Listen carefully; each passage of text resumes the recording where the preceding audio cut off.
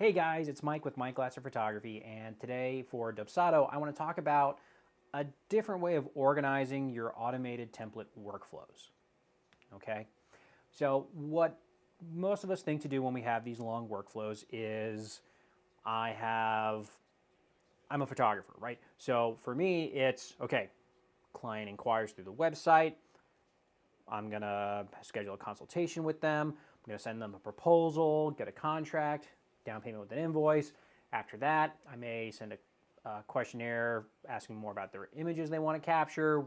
We'll schedule another meeting to talk about the session and plan for it. Then there's the session itself. Then there's all the editing steps, which include reminders of like, hey, like you got to edit these by this date, all that kind of stuff. And then depending on what style of, photographer you are, how you do your business, you're either, sending your client all the images and just uploading to a gallery and say, here, have fun, or, you're doing in-person sales, IPS, and then, you've got to send another appointment that says, hey, your images are ready. Let's have a meeting so you can order which ones you want. Send out that scheduling appointment request. You do the ordering session. Then you got to edit the rest of the images before you send them off to the lab. And then while you're doing that, you got a feedback survey. And then, if you're smart, you're doing a product delivery agreement contract that says, hey, I've delivered everything, we're good. And then you've got just your flat out close out the project. Not a ton of steps, but enough, right? And again, you could be someone who's got multiple avenues within a single niche. So like for photographers, again, shoot and burn versus IPS, or some combination of the two, or something completely different. Cool. Okay, so you've got that big long workflow. Let's say that's 20, 30 steps. We'll say 30. Awesome. It's one workflow, but then if you've got different permutations of it and slight variations, well, now you've got 3, maybe 4 of the exact same workflow, which means if you have to update one of them with a template email or a form or something like that, now I got to go through all of them and make sure they're exactly the same. And on top of that, the more steps you add to your workflow, the harder it is to edit it, right? Because now you're adding more steps, or here, I'll show you. Okay, Dubsado workflow builder in the background. Cool beans, right? Mine's short, and I'll explain it why.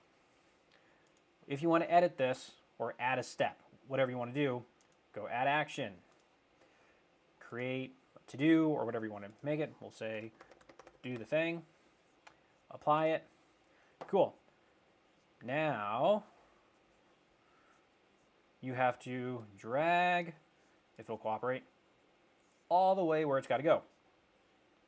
Not a huge deal, but it's a pain in the butt, especially when you've got a zillion steps, right? The more steps you have, the more annoying it is to move things around and make sure that when you're moving things, other steps aren't breaking. If you've got, triggers that are based on the immediate actions being completed or not, right? You got to rethink everything. It gets kind of annoying, but that's what you got to do. So those are some of the downsides of, having these really long, complex workflows, okay? Again, it's more difficult to edit.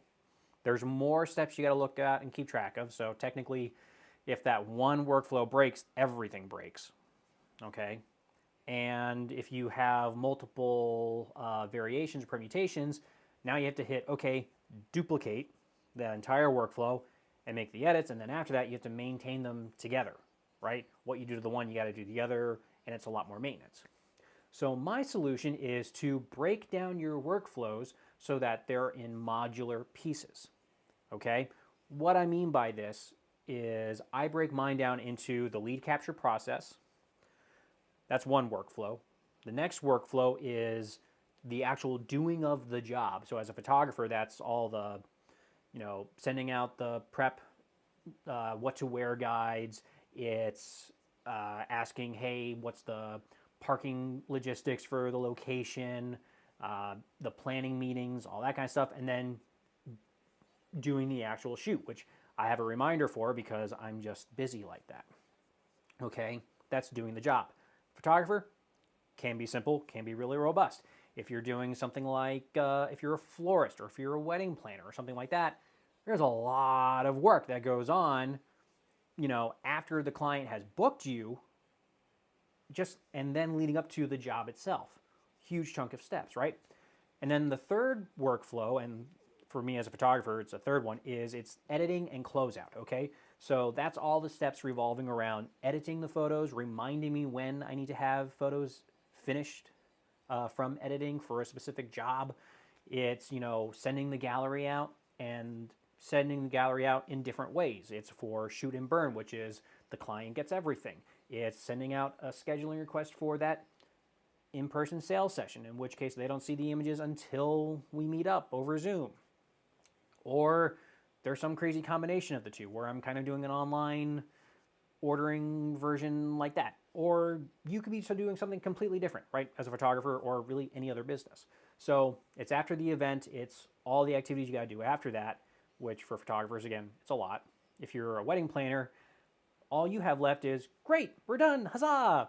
Let's do a feedback survey, let's maybe do a couple other like follow-up emails, and then you close out the file. Cool? Pretty straightforward. Again, I break these down into 3 separate workflows. The reasons why are, I've got my notes here so I don't mess this up. Again, they're modular. So for my portrait clients, the lead capture process, basically the same for everyone. My portrait shooting workflow, basically the same for every single one. But for the editing steps, I've got different models. So I'm going to use different workflows. And thankfully, because Dubsado is set up very nicely, you can actually have them trigger those different workflows. Or you can just have a to-do that says, hey, start the next workflow for either delivery or the job or whatever. And then you say, okay, that's my reminder. Let me start that next workflow that I know is appropriate. Ta-da! Okay. It makes them easier to edit. Again, because you're only working on workflows that are maybe 10, 15 steps versus 20, 30, 40, depending on how robust and detailed you are. This kind of saves you time. The other nice thing is that if you make an update to, say, the delivery workflow, that's the only one you have to update, right? You don't need to update all those duplicates for other jobs. Same thing for the shooting process or the lead capture process, right? If it's modular and it applies to all of them, you only have to update it once, right? Let's see. What else we got? Okay. Went through that. Sorry.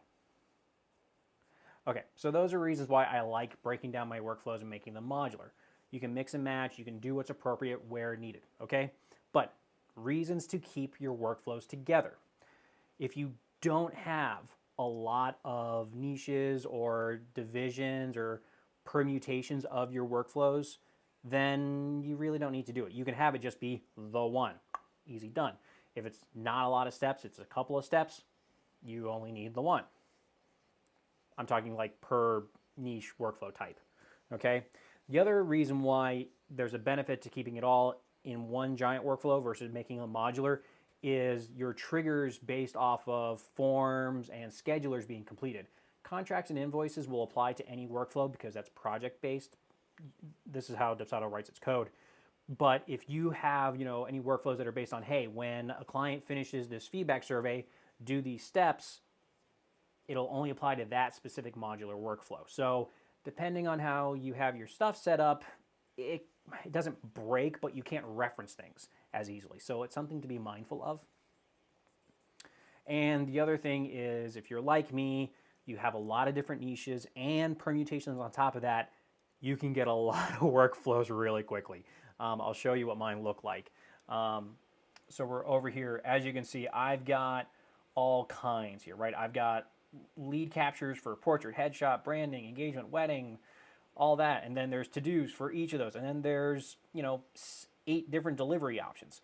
It's because I have multiple versions, and it's also because I have canned emails and language that talks specifically to portrait, headshot, weddings. So it means that I've got a couple more duplicates than I really need. Whereas if I was just a pure portrait photographer, I'd probably have a quarter of all these workflows. But it would still be modular, right? Because that's what I need for my business style, okay? So those are some of the pluses and minuses to making your workflows modular. I find it's really helpful. I find it really helps, and it just keeps things organized. It's easier to edit, makes more sense that way. So I hope this makes sense. I hope you found it informative, and I hope it makes you reconsider maybe how you want to set up your workflows. And if you have no idea what to do, and this just threw a total monkey wrench in your plans, post a comment down below, email me, ask me some questions. I'm happy to help you figure out what works best for your business, what works best for your Dubsado, or really any CRM, and make sure that you're spending time doing the job and not fixing things, right? Because we want to be out doing our craft, enjoying, working with clients rather than working on the nitty-gritty in the back end. Okay? So once again, I'm Mike with Mike Glatzer Photography. If you found this information helpful, if you like these kind of tips on Dubsado, please subscribe to my channel. I also have an affiliate code for Dubsado in the description below, so be sure to check that out. All right? Talk soon.